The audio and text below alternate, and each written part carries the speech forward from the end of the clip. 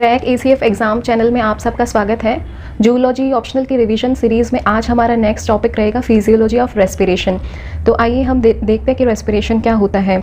ये रेस्पिरेशन एक ऐसी प्रोसेस है जिसमें किसी भी ऑर्गेनिक कंपाउंड का क्या होता है, ऑक्सीडेशन होता है और क्या रिलीज़ होती है, एनर्जी रिलीज़ होती है। ऑर्गेनिक कंपाउंड का क्या होता है, ऑक्सीडेशन होता है और उससे क्या होती है, एनर्जी रिलीज़ होती है। और वो एनर्जी हमारी बॉडी के सेल है वो अपनी मेटाबॉलिक एक्टिविटीज़ करने में यूज़ कर लेते हैं।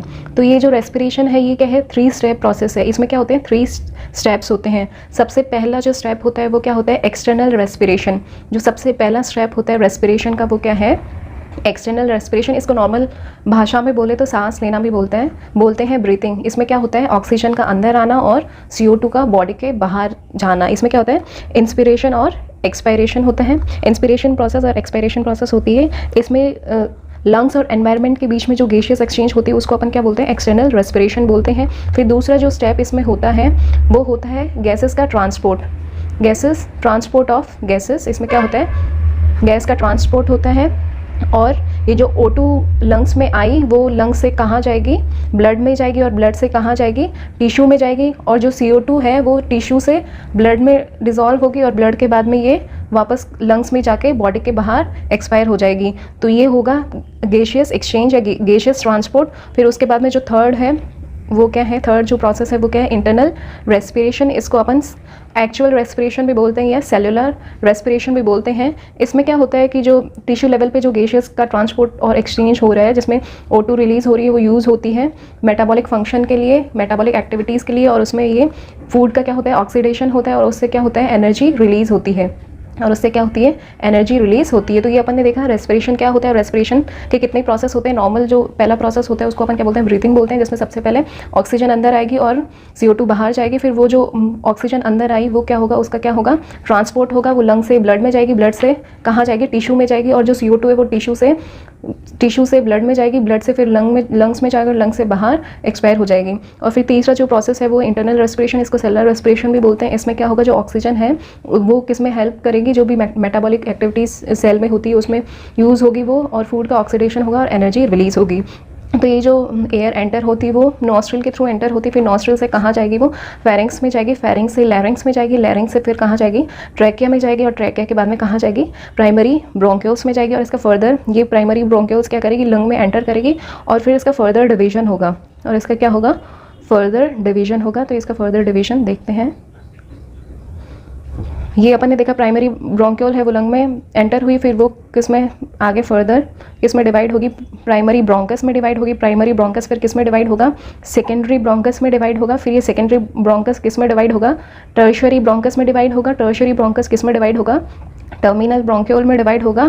फिर उसके बाद में यहाँ पे एक सैक होगा, वो इस सैक में क्या होंगे, रेस्पिरेटरी ब्रोंक्यूल्स होंगे।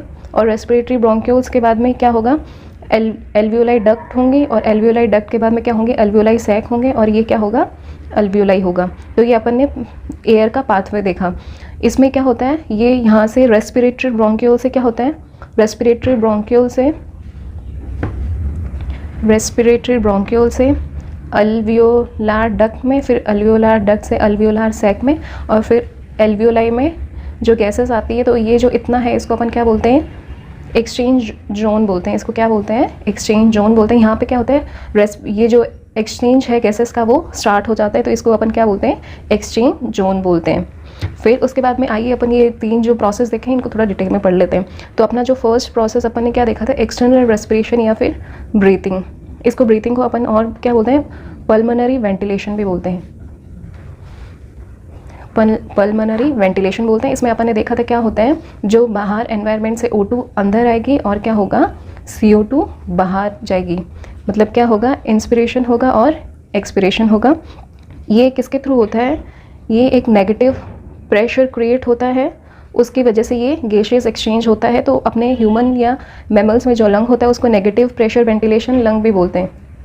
नेगेटिव प्रेशर वेंटिलेशन लंग, ये अभी डिटेल में देखेंगे कि नेगेटिव प्रेशर कैसे क्रिएट होता है। तो जब जो वेंटिलेशन होता है, जो एक्सचेंज होता है वो नेगेटिव प्रेशर पे होता है, इसकी वजह से अपन लंग को क्या बोलते हैं, नेगेटिव प्रेशर वेंटिलेशन लंग भी बोलते हैं। इसमें अभी डिटेल में देखते हैं क्या होगा।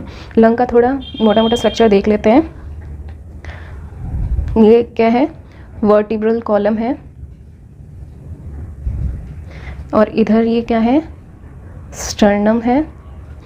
और ये क्या होता है, डोम शेप्ड क्या होता है, डायफ्राम होता है।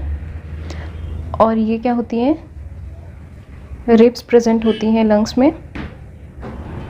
और रिब्स के बीच में क्या होता है, इंटरकोस्टल मसल्स प्रेजेंट होते हैं। इंटरकोस्टल का मतलब क्या होता है, लंग्स के बीच में। तो जो इंटरकोस्टल मसल्स होती है, कोस्टल मसल मतलब जो कि लंग्स के बीच में है, तो ये क्या होती हैं, इंटरकोस्टल मसल्स होती हैं। तो ये अपने मोटा मोटा लंग का स्ट्रक्चर देख ले, इधर वर्टिब्रल कॉलम होती है, इधर डायफ्राम होता है, इधर स्टर्नम होता है, और इसके ये जो थोरेसिक जो कैविटी होती है उसके अंदर ये लंग एनक्लोज होता है।